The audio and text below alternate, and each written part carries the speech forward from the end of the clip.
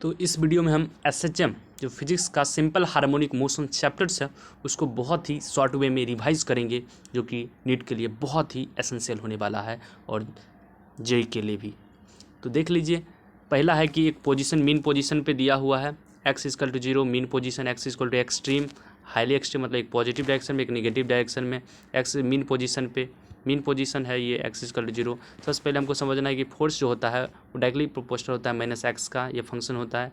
हाँ, F equal to minus के x हो जाएगा, कांस्टेंट रखेंगे के एक्स, ये बराबर माइनस के बाय एम टू एक्स हो गया। और ये इसको माइनस एक्स बाय, अब देखो x equal to a sine omega t plus five, ये कैसे आया? तो जब इस इक्वेशन को मास इंटू एक्सेलरेशन करके, तो एक्सेलरेशन को लिखते हैं d x square by d t square. तो इस तरह से अगर डिफरेंशियल इक्वेशन बनेगा, डिफरेंशियल इक्वेशन का जो सोल्यूशन आता है ये आता है x equal to a sine omega t plus five. तो यहाँ तक समझ आया। अब जो देखिए ओमेगा स्क्वायर का जो वैल्यू हो जाएगा वो के बाय एम होता है, तो ओमेगा स्क्वायर का वैल्यू के बाय एम होता है। तो टाइम पीरियड जो होता है 2π√m/k होता है। तो टाइम पीरियड कैसे याद रखेंगे इसका? तो टाइम पीरियड बराबर 2π√m/k, मनोज बाय कनोज जैसे याद कर लीजिए, या 2π√ माँ की कृपा याद कर लीजिए, एम से माँ, के से कृपा, माँ की कृपा। तो ये हो गया। और पहला जो है मीन पोजीशन पे जो velocity is a function of x, जब वेलोसिटी पूछेगा फंक्शन ऑफ एक्स में, तो ये फार्मूला आपको यूज़ करना, ओमेगा√a² माइनस एक्स स्क्वायर। जितना भी मैं फार्मूला यहाँ पे डिस्कस कर रहा हूँ डायरेक्ट क्वेश्चंस आएगा। आपको अगर फार्मूला पता है, आप सेकंडों में, चुटकियों में क्वेश्चंस आप सॉल्व करके चले आएंगे। तो इसीलिए आप गौर से सब फार्मूला को एक बार रिवाइज कर लिए। हम पूरे बेसिक फार्मूला जो है जहाँ से क्वेश्चंस टाइप आता है वही आपको रिवाइज करा, और कोई कचरा लेके नहीं आया हूँ यहाँ पे। तो velocity is a function of x, इसको ओमेगा√a² माइनस एक्स स्क्वायर हो जाएगा फंक्शन ऑफ एक्स में। वेलोसिटी फंक्शन ऑफ टी है तो a omega cos omega t, ये जो इक्वेशन है ना a sine omega t plus five, इसको डिफ्रेंशिएट कर लेंगे एक्स को, तो ये a omega cos omega t आ जाएगा। Velocity is a function of time के रिस्पेक्ट में, लेकिन एक्स के रिस्पेक्ट में क्या होगा? ओमेगा√a² माइनस एक्स स्क्वायर, ये एम्पलीट्यूड है, एक्स स्क्वायर डिस्टेंस। और बताइए मैक्सिमम वेलोसिटी कहाँ पे होता है? मैक्सिमम वेलोसिटी जो होता है मीन पोजीशन पे होता है। कितना होता है? प्लस माइनस ओमेगा ये होता है। और मैक्सिमम एक्सेलरेशन कहाँ होता है? मैक्सिमम एक्सेलरेशन एक्सट्रीम पोजीशन पे होता है। वो क्या होता है? Minus omega square x, minus omega square कितना होता है? माइनस ओमेगा स्क्वायर एक्स दिया हुआ है, ए होता है, ए एक्स तो ये जनरल पॉइंट पे है, ए है, देखो plus minus omega square a. तो maximum acceleration plus minus omega square a है, और मैक्सिमम वेलोसिटी जो है प्लस माइनस ओमेगा ए है। तो खाली स्क्वायर इसमें लग गया एक्सेलरेशन में, देख रहे हैं मैक्सिमम में। और मैक्सिमम एक्सेलरेशन एक्सट्रीम पोजीशन पे होता है मैक्सिमम, और मीन पोजीशन पे मैक्सिमम वेलोसिटी होता है। तो समझ लिए x इक्वल टू 0 पे मैक्सिमम वेलोसिटी मिनिमम कहाँ पे होगा? एक्सट्रीम पोजीशन पे वेलोसिटी मिनिमम होगा। यहाँ पे पूरे रफ्तार में था, यहाँ जाते जाते रुक गया, 0 हो गया। अब देखिए एक्सेलरेशन बोल रहा है यहाँ से पूरे रफ्तार में था, यहाँ जाते जाते 0 हो गया acceleration.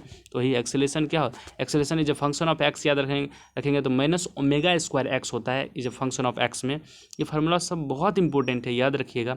Acceleration is a function of time, minus omega square A sine omega T, इसी को डबल डिफ्रेंशिएट कर लिए, इस इक्वेशन को आ जाएगा एक्सेलरेशन।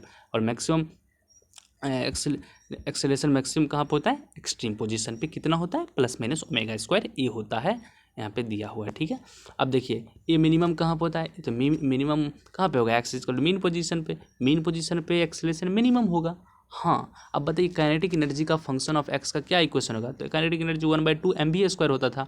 हाँ, तो 1/2 अभी की जगह हम वेलोसिटी जब फंक्शन ऑफ एक्स पर है ना ओमेगा√a² माइनस एक्स स्क्वायर, उसी को पुट कर देंगे, स्क्वायर कर देंगे तो रूट हट जाएगा, तो omega square a² minus x square आ गया। और potential energy 1/2 m omega square x square हो गया। तो टोटल एनर्जी क्या होगा? काइनेटिक प्लस पोटेंशियल एनर्जी दोनों मिलकर 1/2 m ओमेगा स्क्वायर ए स्क्वायर आ जाएगा।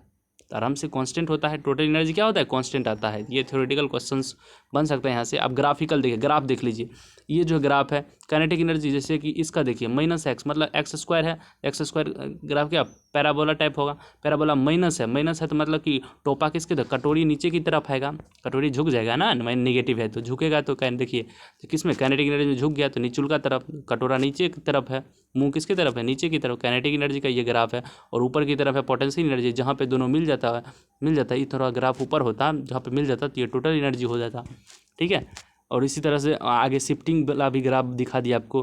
तो पोटेंशियल एनर्जी है, ये काइनेटिक एनर्जी है, टोटल एनर्जी है। तो at mean position mean position पे सिस्टम हैज़ पोटेंशियल एनर्जी। तो मीन पोजीशन पे सिस्टम के पास क्या होता है, पोटेंशियल, यहाँ पे पोटेंशियल एनर्जी होता है। तो आगे देख लेते हैं, ठीक है। अब देखिए दूसरा जो है टाइम पीरियड वाला क्वेश्चन आता है। तो यहाँ देखिए ये हो गया मीन पोजीशन, ये हो गया एक्सट्रीम पोजीशन, ये भी एक्सट्रीम पोजीशन। अब यहाँ से हम चलते हैं, यहाँ से एक्स से कहाँ तक पढ़े, a/2 तक पहुँच गए। एक्स से a/2 तक अगर हम पहुँचते हैं और a/2 से a तक जाते हैं, कितना समय लगता है। तो यहाँ से हमको यहाँ देख लीजिए t=0, टी जहाँ पे x=0 जहाँ है मीन पोजीशन से, जब हम एक्सट्रीम पोजीशन पे जाते हैं, यहाँ जाते हैं, तो समय लगता है t टोटल टाइम बाय 4। तो t/4 लगता है, कहाँ से कहाँ, x=0 से a तक में। और जब t1 जो है यहाँ से यहाँ तक में है, तो हम ये भी अभी पढ़ें कि यहाँ पे जो है मैक्सिमम वेलोसिटी होता है। वेलोसिटी x=0 पे अगर मैक्सिमम है तो यहाँ पूरे रफ्तार में रहेगा। तो रफ्तार में रहेगा तो यहाँ से यहाँ जाने में इसको समय क्या लगेगा, कम लगेगा, रफ्तार में है ना। हाँ तो कम लगेगा, तो कम होगा तो t/12 हो जाएगा। देखिए नीचे ज़्यादा है तो छोटे ना वैल्यू आएगा ना। हाँ तो कम समय लगेगा, कहाँ से कहाँ, यहाँ से हमें। लेकिन जब a/2 से लेके a तक जाएगा तो यहाँ समय क्या होगा, ज़्यादा लगेगा। तो ज़्यादा लगेगा तो क्या हो जाएगा, t2 t/6 होगा। ये डायरेक्ट आप याद रख लीजिएगा, t/4, ये 0 से एक्सट्रीम तक t/4, यहाँ से यहाँ तक t/12, यहाँ से यहाँ तक t/6।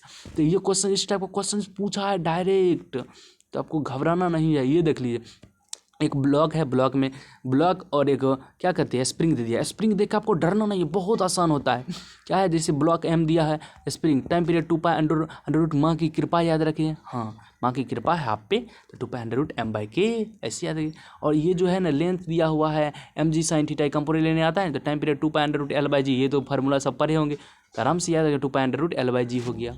अब देखिए स्प्रिंग ब्लॉक सिस्टम्स में, स्प्रिंग ब्लॉक सिस्टम जैसे कि एक ऊपर से कुछ किसी भी चीज़ से हम स्प्रिंग को लटका दिए, मास m को लटका दिए, उससे एक मास को इस पे इस तरह से रख दिया और इलेक्ट्रिक फील्ड में दे दिए, चार्ज दे दिए इस पे या इस पे देखिए वेज पे दे दिए, या इस तरह से मास दे के force F0, external force F0 इस पे लगा रहे हैं।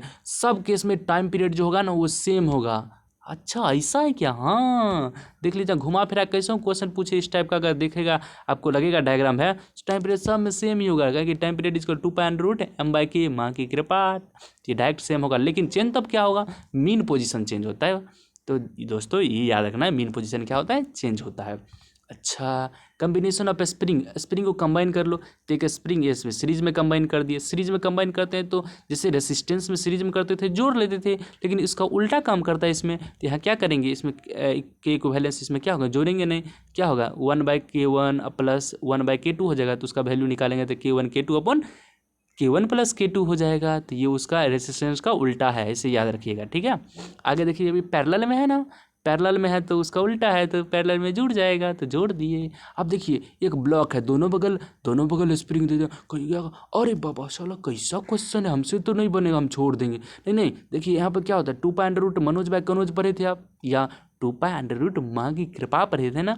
तो देखिए यहाँ पे मान लीजिए ये है एक स्प्रिंग, इसको अगर आप काटिएगा, मान लीजिए काट दिए, काटेंगे तो ये स्प्रिंग क्या करेगा, ये ऑसिलेट करवा लेगा। मान लीजिए ये काटेंगे तो ये करवा लेगा।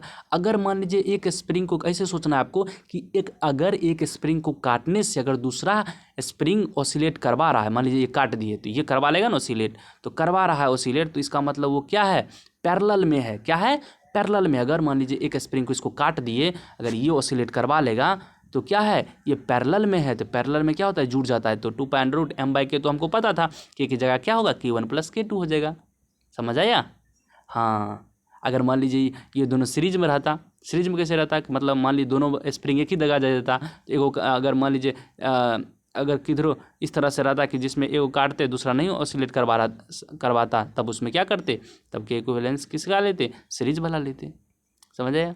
तो इस तरह से समझना। जैसे इसमें देख लीजिए, इसमें भी दो स्प्रिंग दे दिया, ज़्यादा स्प्रिंग दिया, कोई घबराना नहीं। देखिए 2π√m/k आपको पता है जनरली। आप क्या करिए, देखिए इसको काट, ये दोनों को काटिएगा, ये दोनों को में पहले काटिएगा तो कौन ऑसिलेट करेगा, इस साइड तो कुछ बचबे नहीं करेगा ऑसिलेट करना, ये करवा लेगा ऑसिलेट। इसका मतलब ये टोटल और ये टोटल जो है ये क्या है, पैरेलल में है। तो पैरेलल तो पहले ये दोनों क्या है, ये दोनों सीरीज में है, तो सीरीज में है तो क्या होगा, की आ जाएगा इसका, तो 2k/2 कर लेंगे तो की आ गया इसका। और ये दोनों किस में है, ये दोनों किस में है, ये दोनों पैरेलल में है, तो 2k है, तो 2k अगर ये मान लीजिए k है, ये किस में है, एक को काटिए, एक को काटेंगे तो एक को ऑसिलेट करवा लेगा, तो इसका मतलब पैरेलल में क्या होता है, जुड़ जाता है। तो 2k इधर हो गया, k इधर हो गया, 2k इधर, k इधर, दोनों किस में है, एगो तब एगो सिंगल बना लिए, एगो काटेंगे तो एगो करवा लेगा, तो दोनों पैरेलल में जुड़ जाएगा। तो 2k प्लस के बराबर 3k आ गया।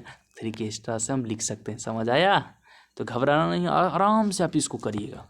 आगे देख लेते हैं स्प्रिंग कट। एक स्प्रिंग उसको काट दिए, छोटा में काट दिए, K1 L1 K2 L2 में। तो जितना भी K इंटू L का जो वैल्यू होगा वही K1 L1 बराबर K2 L2 होगा। इसी से आप कर सकते हैं। जैसे कि वहाँ डायरेक्ट आपको पूछेगा L1 बताओ तो KL अपॉन K1 कर दीजिएगा, या K1 बताओ तो KL अपॉन L1 कर दीजिएगा। ये मैथ आप यूज़ करवा लीजिएगा। उतना सब चीज़ याद रखने की ज़रूरत नहीं है, हम जनरली याद करें KL बराबर K1 L1 बराबर K2 L2। इसको यूज करके आप निकाल सकते हैं K1 L1 का वैल्यू, L2 का वैल्यू। समझ आया? सबको इक्वेट कर सकते हैं तीनों को। पहले एक इस दोनों को इक्वेट कर लीजिए, कभी इस दोनों को इक्वेट कर लीजिए। इस तरह से हम निकाल सकते हैं। अगर टू ब्लॉक सिस्टम की बात करें, आप 2 ब्लॉक दे दिया तो देने दो ना, कुछ भी दे दो, 2 ब्लॉक दे दिया, उसके बीच में स्प्रिंग दे दिया, 2 ठो स्प्रिंग, ठीक है। रिड्यूस मास आप पढ़े होंगे, म्यू रिड्यूस मास क्या होता है, M1 M2। ऊपर में दोनों को गुना कर दो, नीचे में दोनों को जोड़ दो, M1 M2 upon M1 plus M2, तो रिड्यूस मास हो गया। तो देखिए 2 m/k पढ़े थे ना हम, हाँ माँ की कृपात m रिड्यूस्ड मास की जगह हम क्या रख देंगे, अब रिड्यूस मास, तो रिड्यूस मास रख देंगे। तो रिड्यूस मास क्या होता है, M1 M2 अपॉन जो भी मास, 2 ब्लॉक है, m मास है, 2m है, तो दोनों को गुना करो, उसके बाद दोनों को जोड़ दो नीचे में, तो 2m into m upon 2m plus m कर लेंगे, करेंगे ना। हाँ, तो वो रिड्यूस मास यहाँ रख देंगे, और k इक्विवेलेंस ये इसको काटेंगे। मान लो इसको काट दिए, हाँ काटे, ये तो बचल है ना, इसको काटेंगे।